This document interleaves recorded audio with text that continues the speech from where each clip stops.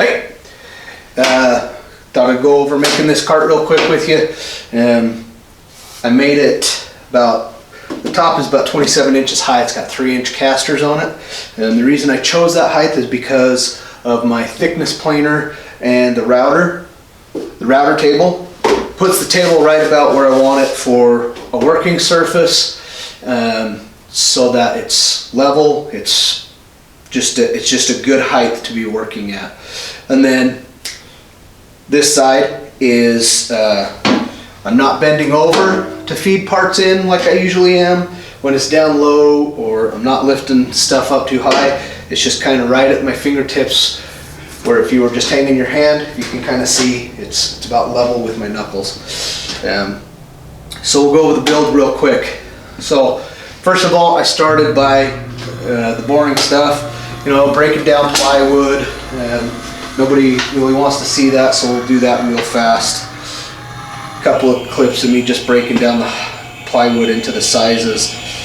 The top, so the piece right here, the piece that flips, the piece that the tools are mounted to, that's three pieces of 3/4 inch plywood. This is just construction grade plywood, by the way. And it is glued together. I've got a 3/4 inch black pipe, just regular old black pipe that you get at a plumbing store, that I used for the part that swivels, and that's going to be mounted right in the center of these two. The top is, it's got glue, and then it's just screwed together with just regular old drywall screws to clamp it while that glue dries. And I'm going to leave those in there. I'm not taking those out. Once I finished the two side pieces, I just flipped it over and I mounted the other side.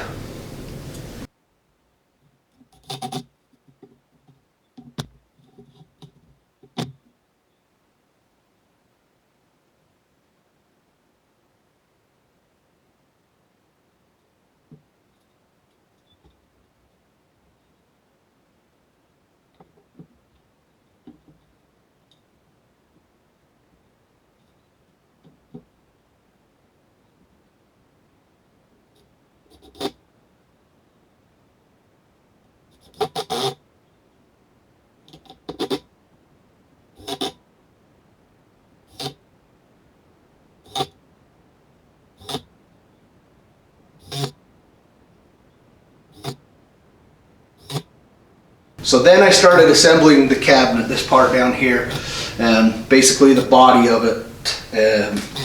And I put the sides, I mounted them on top of the bottom board so that when they were carrying the load, there was no shear force. Like if you were mounting to the side, the shear force could come off. They're on the board, so all that weight is on the bottom board on the casters.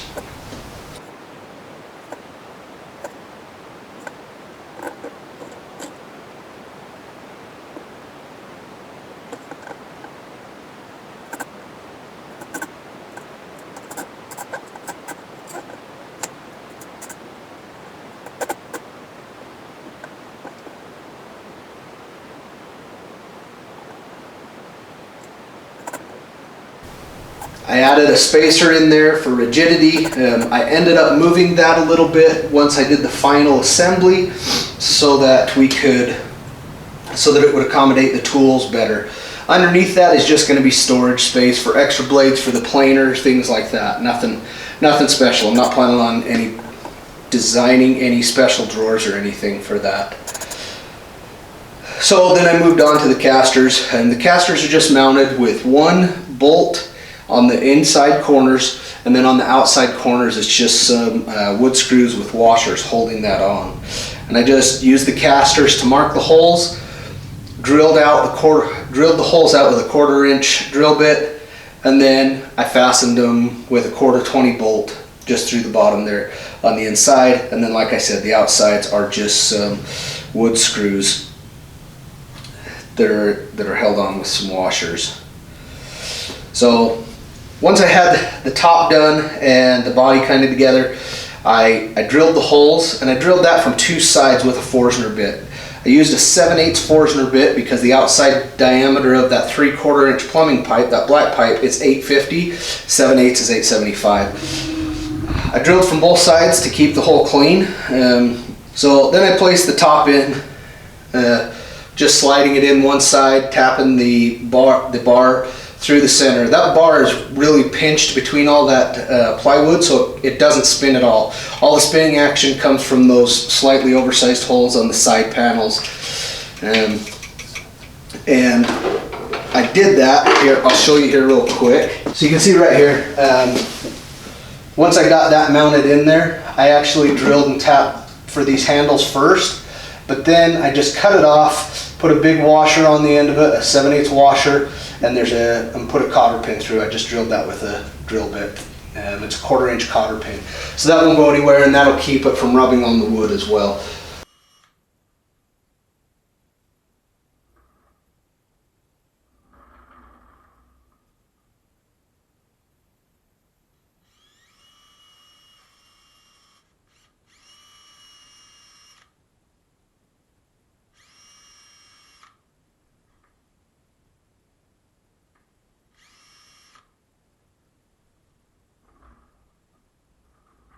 So these handles, they're simply just a piece of 1/2 inch pine that I cut into a triangle. I epoxied on a piece of round that I drilled a hole in for a 1/4 inch bolt, and then I drilled into the top, and it's got these little inserts that you just screw in, and that's how those are. And I got one on each corner. I didn't do 4, I just did 2, one on opposing corners. And that should be plenty to hold it in place. So then I centered the tools, the planer and the router table on the center, just measuring it with the tape measure. I marked out their mounting holes with a center punch, and I drilled those holes for lag bolts. I didn't go through bolts, the lag bolts should be fine. And then I hand tightened those just so that they were secure, so that I didn't strip those out.